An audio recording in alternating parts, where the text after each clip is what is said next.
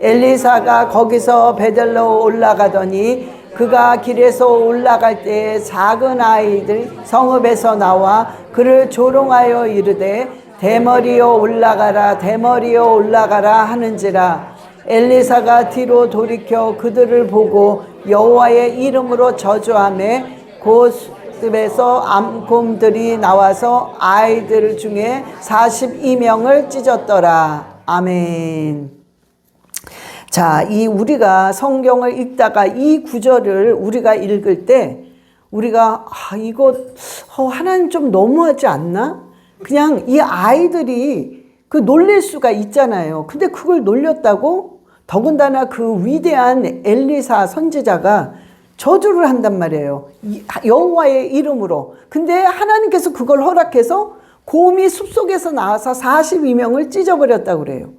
야, 이거 좀 난 이런 부분에서 이해가 안 된다. 이런 분이 많으실 겁니다. 또한 이거에 대해서 질문도 또 꽤 많이 오셨어요. 자, 우리가 오늘 왜 이런 사건들이 일어나야만 되고 이걸 통해서 하나님이 우리에게 주시는 교훈이 뭔가, 그 메시지가 뭔가, 그거에 관해서 오늘 나누어 보기 바랍니다.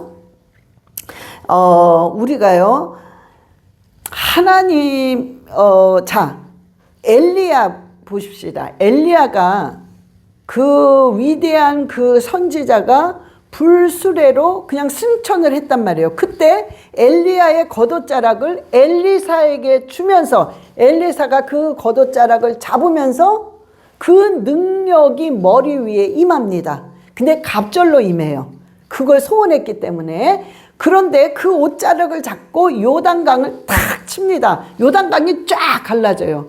그러니까 이 주위에 있던 생도들, 그러니까 선지자 생도들이 와, 엘리야의 능력이 엘리사의 머리에 임했구나. 그걸 주위의 생도들이 다 봅니다. 그러니까 이런 능력을 행하면서 어디로 가냐면 베델이라는 곳으로 갑니다. 여러분들이 많이 들어봤죠, 베델. 베델은 아주 거룩한 도시입니다. 그런데 그러니까 여러분 기억나죠? 야곱이 돌베개를 베고 자다가 꿈을 꿨는데 사닥다리에 천사들이 오르락 내리락하는 것을 봤단 말이에요. 정말 그런 거룩한, 아주 매우 거룩한 도시입니다. 그런데 이 도시가 타락을 하기 시작하는데요. 왜?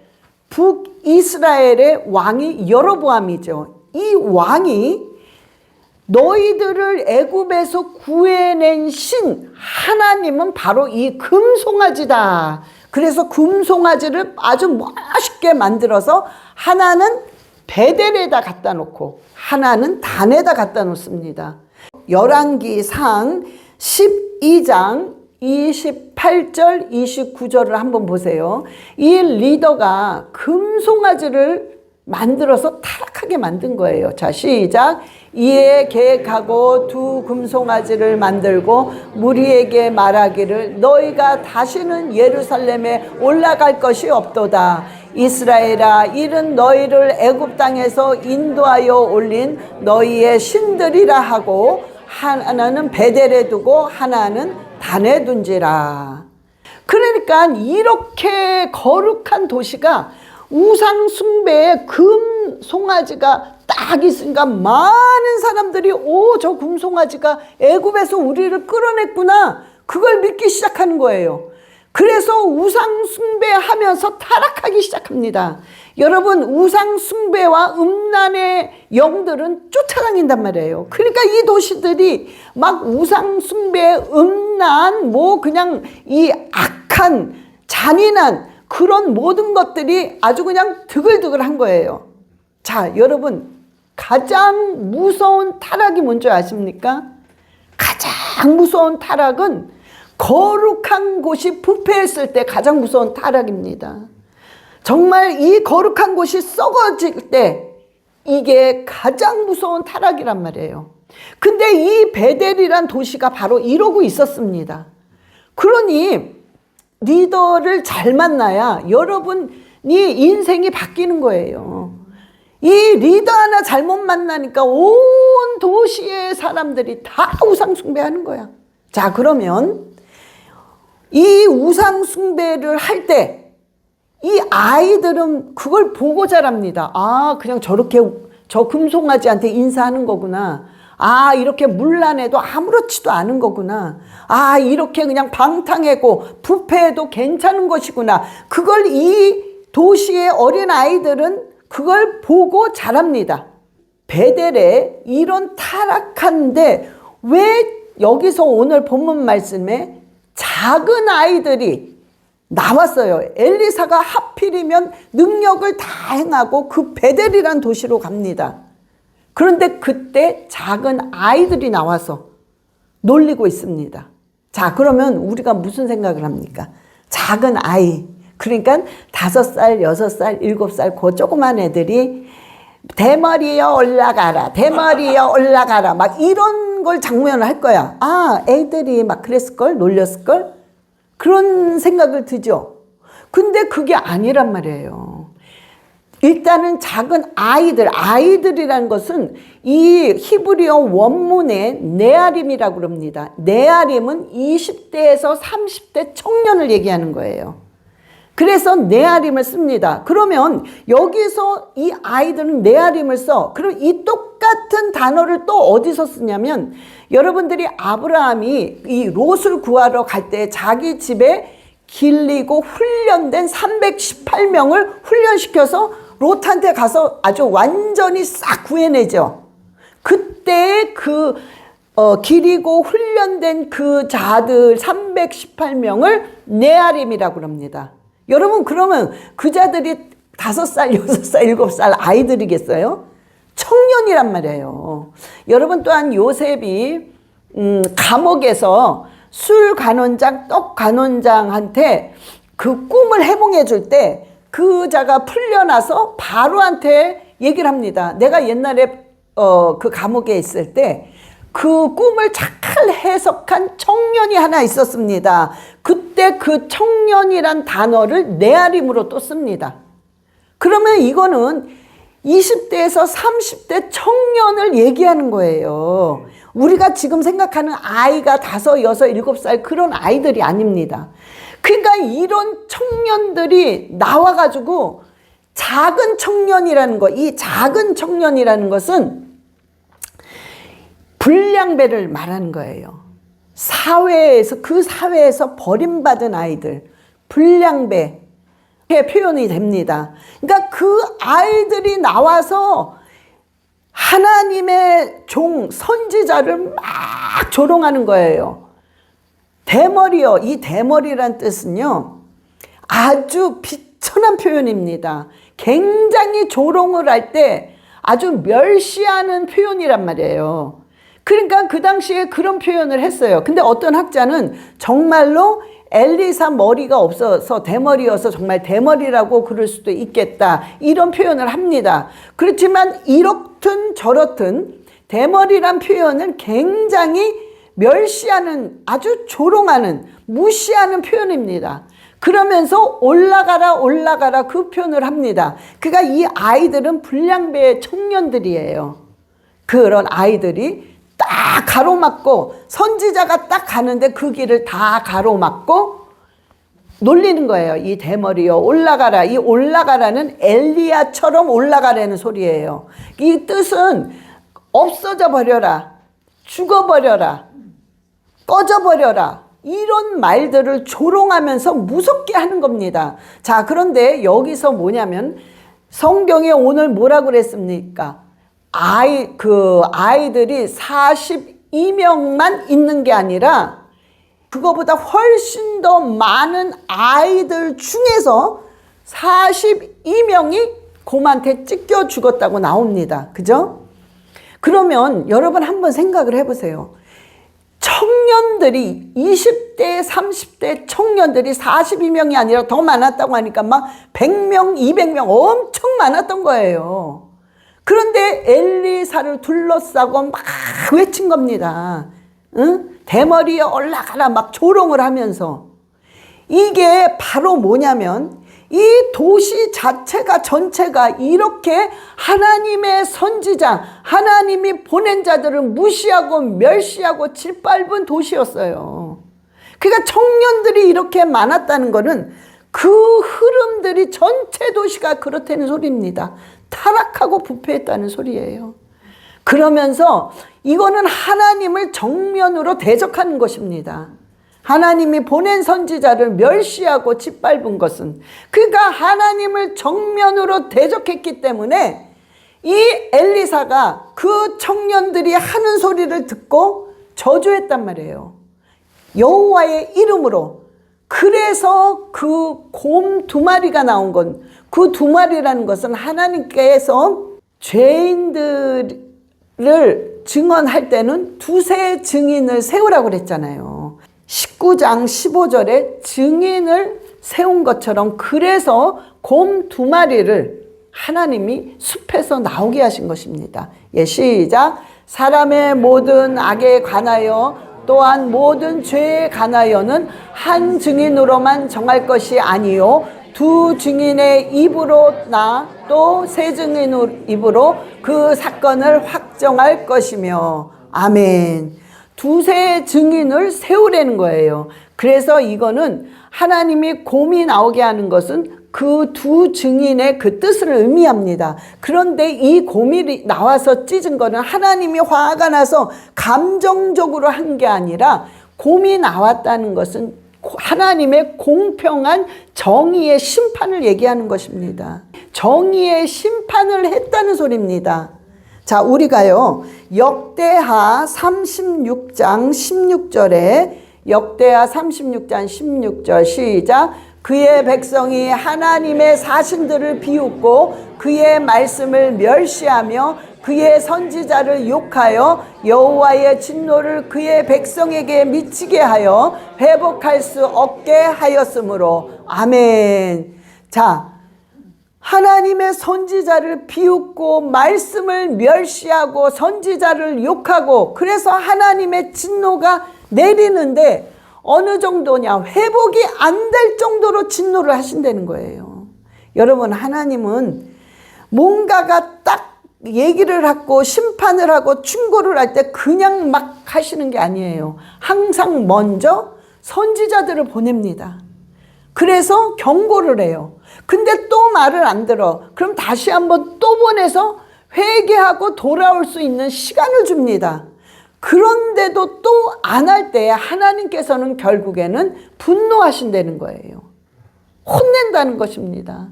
여러분, 우리가 하나님은 뭔가가 이렇게 쫙 성도들을 딱 봤을 때, 아, 주의 종의 설교를 통해서 말씀하십니다.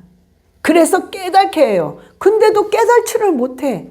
자, 그러면 하나님께서 여러분에게 말씀을 읽다가 또 알게 하십니다. 그런데도 말씀을 무시해. 전혀 신경을 안 써. 그러면 하나님이 또 어떤 방법도 하시냐면 꿈으로 보여주세요. 그런데 아유, 이 꿈은 꿈일 뿐이야. 그리고 그냥 또 무시해.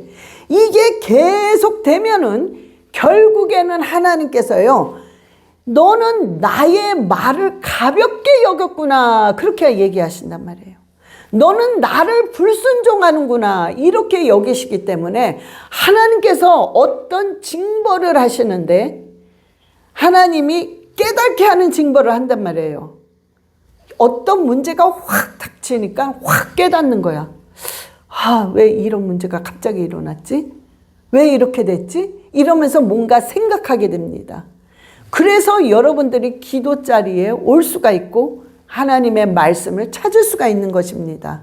그런데 더 큰 문제는 뭐냐면, 여러분들이 우리가 이럴 때 있죠. 아유, 기도는 해야 되는 걸 알아. 근데 아유, 기도가 안 나오고 하기가 싫어. 그래서 아유, 그냥 뭐 내일 하지, 뭐 다음에 하지. 미뤄. 또 미뤄. 또 미뤄. 자, 말씀 보는 거 여러분들이 이게 쉬운 건 아니에요. 근데 말씀이 안 읽혀져. 읽기 싫어. 아유, 뭐 그냥 다음에 하지. 다음에 하지. 또 넘겨. 여러분, 자꾸 이렇게 되다 보면 여러분들이 정말 큰일이 확 닥쳤을 때 여러분들이 그 일 때문에 기도도 하고 말씀으로 회복이 돼야 되는데 못하는 거예요. 아내 버릇해가지고 할 줄을 몰라. 문제가 닥쳐서 기도해야 되고 말씀을 회복해야 되는데 안 되는 거야 이게. 그러니까 생으로 여러분들이 세상과 타협을 해서 어찌하든 세상의 방법으로 내 생각, 내 방법, 내 고집으로 모든 걸 다 이끌어내려고 하는 거야. 그러니까 너무 힘든 거지, 지치는 거지. 내 힘으로 아주 생짜로 하려고 하니까. 그런데 여러분들이 여기서 위험한 게 뭐냐? 그렇게 세상으로 해결을 보려고 할 때 내 방법, 내 뜻, 내 고집이 강하게 나갑니다. 그래서 이거를 뭐라고 그러느냐? 자아숭배라고 그래요. 여러분 이게 자아숭배입니다. 근데 이 자아숭배는 결국에는 우상숭배의 뿌리가 되는 거예요. 그래서 굉장히 위험한 것입니다. 그러니까 저는 여러분들이요 항상 얘기를 하잖아요. 이거 기도해야 됩니다. 놓치면 안 됩니다. 여러분들이 왜 못할까?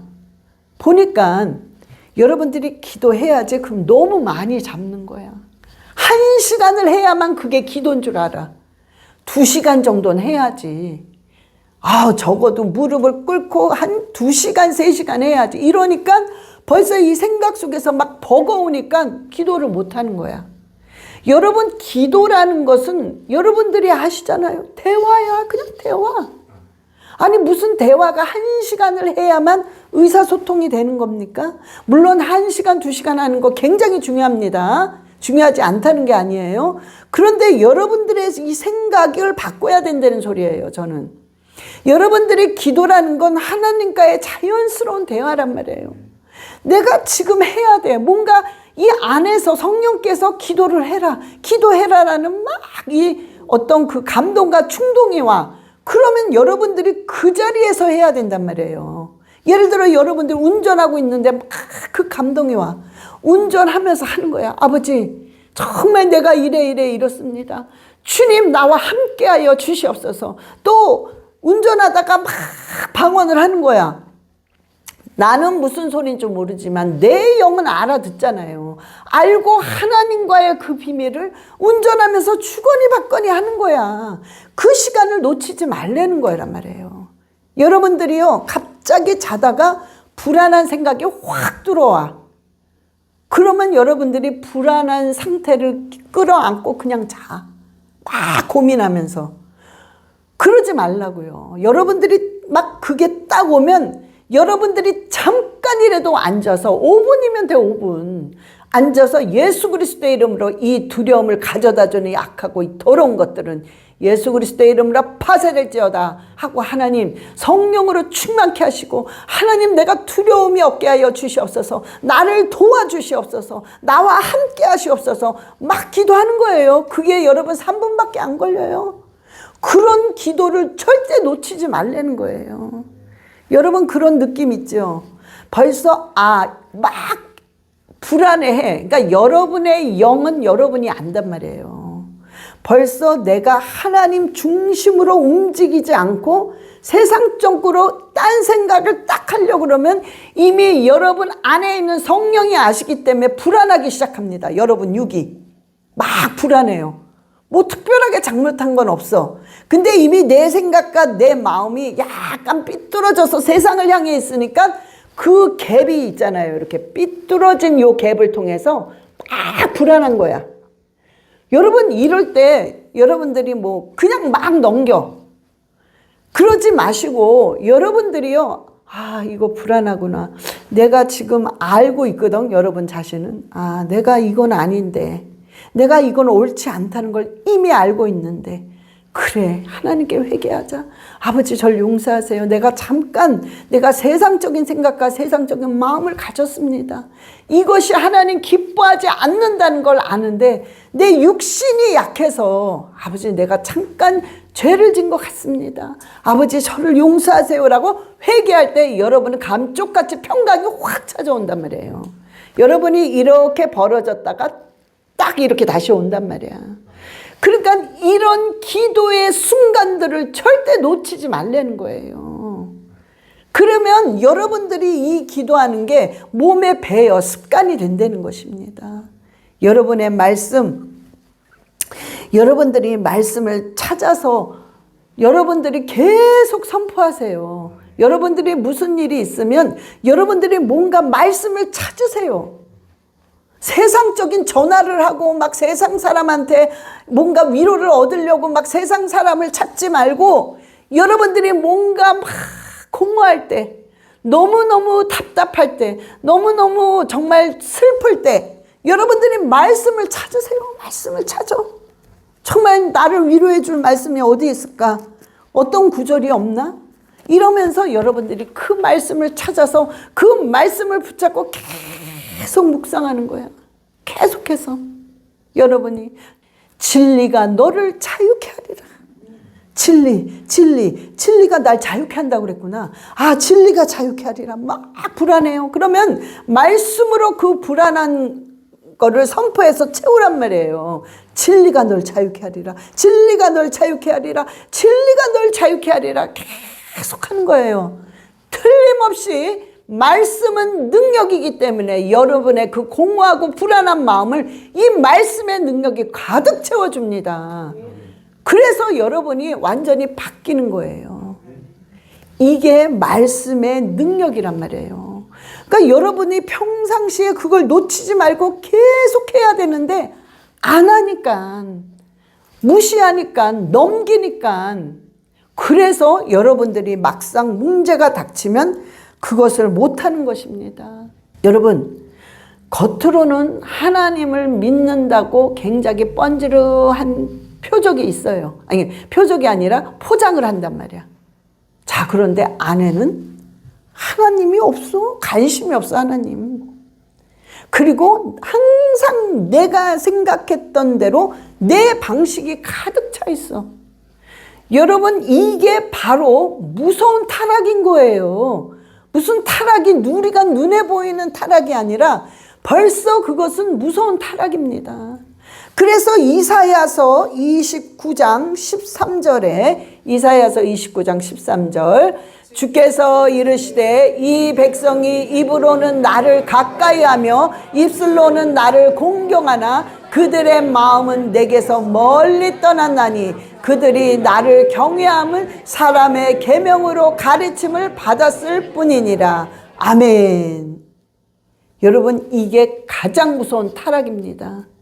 여러분, 지금 한국뿐만 아니라 미국도 마찬가지예요. 대형교회 목사님들 다 그렇다는 건 아니에요. 어찌됐든 대형교회만 또 그렇다는 건 아닙니다. 그런데 많은 주의 종들이 이러고 있단 말이에요. 겉으로는 주의 종이란 너무나도 포장을 해요. 거룩하고 권위 있는 포장을 하지만 이미 그 안에는 하나님이 없어요. 여지껏 내 뜻, 내 방식, 내 계획대로 했을 때 잘 나갔어. 그러니까 이제는 하나님이 필요 없어. 그래서 내 방식대로 했는데 그게 뭐냐 이거야. 그거는 네가 세워오는 사람의 계명이라는 거예요. 그것대로 따라가는 거예요. 그래서 결국에는 하나님이 뭐라 그랬느냐? 화 있을진저. 화가 있다는 거예요. 여러분, 우리는 이 말씀을 이렇게 가볍게 여기면 안 돼요. 여러분들이 오늘 이 말씀을 읽었습니다. 아, 그래, 이 말씀 참 찔리는 말씀이구나. 그냥 그리고 또 쑥 넘어가. 그게 아니라 하나님, 내가 혹시나 이런 면이 나한테 없습니까? 내가 입으로는 기도하고 하나님을 찾고 찬양한다고는 하지만 내 안에 이미 하나님이 없고 내가 급한 일이 있을 땐 하나님을 찾는 게 아니라 내 방법을 찾지 않습니까? 하나님, 내가 그런 것이 나한테 있지 않습니까? 여러분들이 말씀을 존중한다면 여러분들이 꼭 체크업을 하셔야 돼요. 그래서 그 부분에 관해서 여러분들이 적나라하게 회개하셔야 된다는 거예요. 그 모습을 하나님이 기뻐하시는 겁니다. 자, 그러면 저와 여러분은 하나님을 어떻게 하면서 살아야 됩니까? 이 베델과 같은 타락하게 되면 어느 순간에 죄가 쌓이고 이 아이들이 그냥 잠깐 나와서, 이 청년들이 나와서 조롱한다고 곰이 나와서 그들을 찢은 게 아니에요. 이 죄가 쌓이고 그 죄가 너무나도 꽉 차니까 어떤 한 장면을 통해서, 순간을 통해서 이런 저주가 임한 것입니다. 그래서 우리는 날마다 하나님을 경외하는 삶을 살아야 돼요. 경외하는 삶. 근데 그 경외하는 삶이 무엇이냐? 미가서 6장 8절에 말씀하셨습니다. 미가서 6장 8절. 예, 시작. 사람아, 주께서 선한 것이 무엇임을 내게 보이셨나니 여호와께서 내게 구하시는 것은 오직 정의를 행하며 인자를 사랑하며 겸손하게 내 하나님과 함께 행하는 것이 아니냐. 아멘. 오늘 세 가지 얘기하셨어요. 하나님을 경외하는 삶. 저와 여러분은 남은 인생을 하나님을 반드시 경외하면서 살아야만은 세상에 절대 물들지 않습니다. 근데 그게 뭐냐? 올바른 게 살려는 거예요. 올바르게. 바른 것이 무엇인가? 여러분들이 올바른 길을 무조건 선택해야 돼. 매 순간마다 우리는 선택을 해야 돼요. 옳은 것을 선택할 것이냐? 잘못된 것을 선택할 것이냐? 자, 교회 옵니다. 오늘 몸이 아픈 건 아닌데 굉장히 컨디션이 안 좋아. 아유, 그냥 오늘 하루 쉬자. 뭐 쉰다고 무슨 큰일 날 거 있어? 주일날 내가 여지껏 나가다가 한 번 쉬는데. 여러분, 여기서 어떤 선택을 하실 겁니까? 옳은 선택? 그냥 그래 좀 쉬자, 이런 선택을 하실 거예요? 그러니까 항상 매 순간마다 선택을 하는데 옳은 선택을 하려는 거예요. 남들이 저 사람을 다 무시해. 근데 나도 보니까 꼭 무시하고 싶어. 아, 그래, 남들도 무시하는데 나도 무시하지 뭐. 나만 무시했나, 저 사람을? 그게 옳은 판단인가요? 아니죠. 남들은 다 무시해도 하나님의 말씀에 뭐라고 그랬어요? 정말 하나님이 그 소외된 자를 네가 거둬들이고 받아들일 때 그게 나한테 한 것이다. 그 남들은 다 손가락질하고 무시해. 근데 나는 그를 인정하고 품으려고 하는 거예요. 쉽지가 않죠. 근데 그게 옳은 길이라는 거야. 옳은 길을 선택해야 된다는 거야. 하나님께서 인자를 사랑해라. 나를 사랑하는 거예요. 예수 그리스도를 사랑하라는 거예요. 저는 하나님을 너무 사랑합니다. 근데 그 사랑하는 걸 뭘로 증명할 거야? 뭐 어떻게 하는 게 하나님을 사랑한 거야? 여러분, 요한복음 14장에 정확히 말씀하셨어요. 21절에. 나를 사랑하는 자는 나의 계명을 지키는 자라야 나를 사랑한다고 그랬어요. 그런데 하나님의 계명은 다 무시해. 안 지켜. 근데 저는 하나님을 너무 사랑합니다. 가짜라는 거예요. 잘못됐다는 거예요. 여러분, 우리가 하나님을 사랑한다면 하나님의 계명을 우리가 다 지킬 수는 없지만 정말 부단히 노력하는 거예요. 어찌든 하나님의 계명을 지키려고. 여러분들이 이 육과 성령의 법과 육의 법이 매일 싸우는 거란 말이에요. 뭘 하려고? 이 말씀을 지키려고. 그게 하나님을 사랑하는 자라는 거예요. 그러면서 겸손한 마음으로 날마다 하나님과 동행할 때 동행해야 돼요. 동행. 우리는 하나님과 동행하지 않으면 1분 1초도 절대적으로 세상적으로 나갑니다. 여러분이 지금 신앙생활 10년, 20년, 30년 계속하면서 여러분들은 끊임없이 주의를 지킵니다. 어떻게 이렇게 10년, 20년, 30년을 끊임없이 지킵니까? 이거는요, 기적이에요. 사람의 힘으로는 절대 지킬 수 없습니다. 근데 여러분 안에 계신 성령이 계시기 때문에 성령의 힘으로 바로 이걸 하는 거예요. 왜? 동행하기 때문에 그렇습니다. 하나님이 우리와 동행하기 때문에 우리가 20년, 30년이 넘게 주의를 지키는 거예요. 그래서 우리는 하나님이 우리와 동행하지 않으면 우리는 아무것도 못한다는 거예요. 자, 이제 우리가 하나님을 동행하고 올바르게 선택을 하고 정말 계명을 지켜 예수 그리스도를 사랑하고자 하는 자는 하나님을 두려워할 줄 압니다. 하나님을 두려워하게 되면 여러분의 마음가짐이 틀려져요. 완전히 틀려집니다. 여러분이 오늘 혈기를 확 내려고 해. 그런데 이미 벌써 마음가짐이 틀려져요. 아니지. 하나님이 기뻐하지 않으시지. 이건 덕이 안 되는 거지. 그리고 참을 수 있는 능력이 더 생깁니다. 여러분, 우리가요, 이렇게 돼버리면 축복이라는 이 축복이 그냥 문이 쫙 열려 있어요. 이미 이 벌써 마음가짐이 다 틀려진 사람은 이 축복이라는 문이 열려 있기 때문에 축복의 방식으로 매일 살아가는 겁니다. 매일 살아가는 거예요. 여러분, 우리가 예배 드릴 때 형식적으로 하지 않습니다. 이런 사람은 동행하기 때문에 남들은 몰라도 나 하나는 너무 간절하게 신령과 진정으로 예배드려요. 그분은 예배가 100% 올라갑니다. 하나님께 100% 드리는 거예요. 하나님이 너무 기쁘게 받으십니다. 이런 자는 인생에 성공하고 모든 축복을 받는단 말이에요. 여러분, 십자가를 우리는 다 봅니다. 누구든지 십자가를 다 봐. 그런데 뭘 안 하냐면 십자가를 지려고는 안 해요.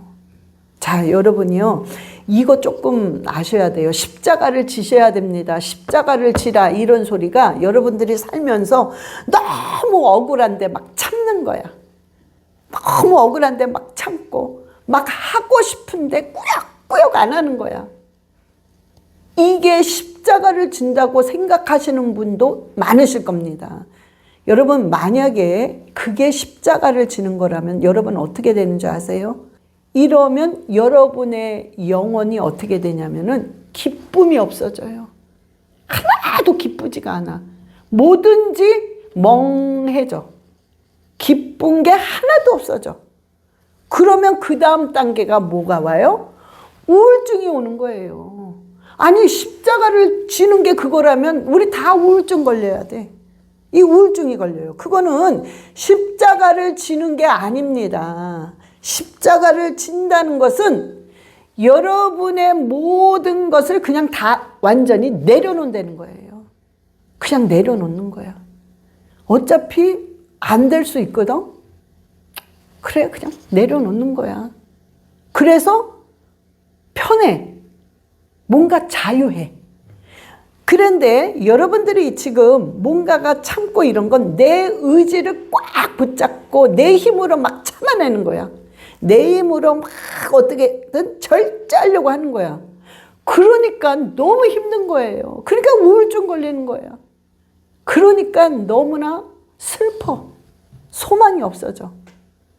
근데요, 여러분이 그런 것들을 그냥 내려놓는 거예요.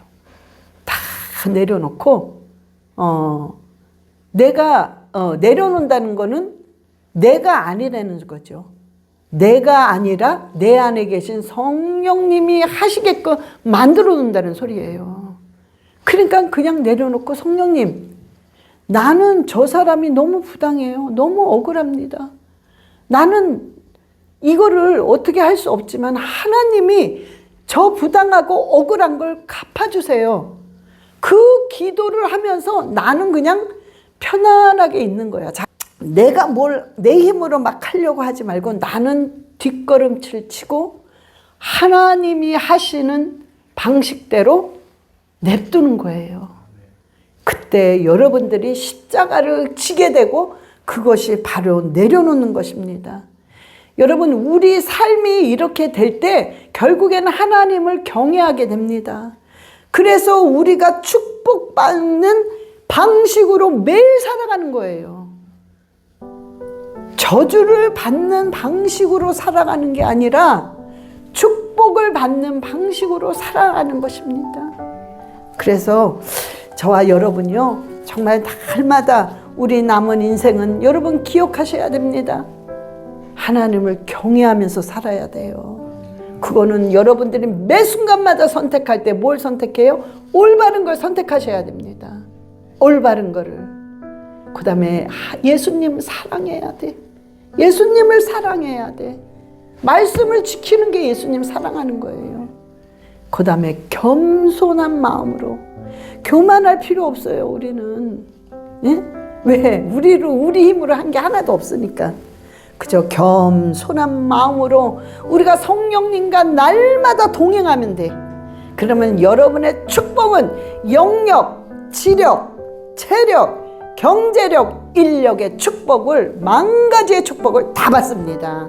아멘. 예, 우리 기도합시다.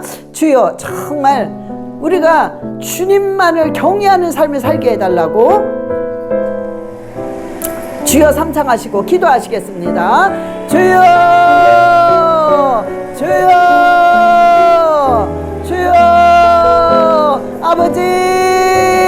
아버지를 경외하는 삶을 살게 하여 주시옵소서. 아버지, 입으로는 나를 경외하나 너희의 마음이 이미 나에게 멀어졌다는 그 말씀을 붙잡고 우리가 두려움으로 살아가게 하시고 하나님을 바라보며 정말 주님을 사랑하며 살아가게 하여 주시옵소서. 날마다 순간마다 올바른 판단을 하게 하시고 올바른 선택을 하게 하여 주시옵소서. 주여, 겸손한 자가 되게 하시옵소서. 날마다 어떤 일이 있든 무슨 일이 있든 겸손한 자가 되어서 아버지와 동행하게 하여 주시옵소서. 동행하게 하여 주시옵소서. 그리하여 남은 인생을 주여 주님께 인정받고 사람들에게 귀중히 여김을 받으며 살아갈 수 있도록 주여 인도하여 주시옵소서. 우리에게 지혜와 우리에게 명철과 총명을 허락하셔서 하나님의 뜻대로 하나님의 방식대로 살아갈 수 있도록 주여 역사하여 주시옵소서. 오 할렐루야, 할렐루야. 주여 주님께 영광 돌립니다. 주님만이 홀로 영광받아 주시옵소서. 오 할렐루야. 주여 라카라바라리가 레시라바라리가 레카라바라시.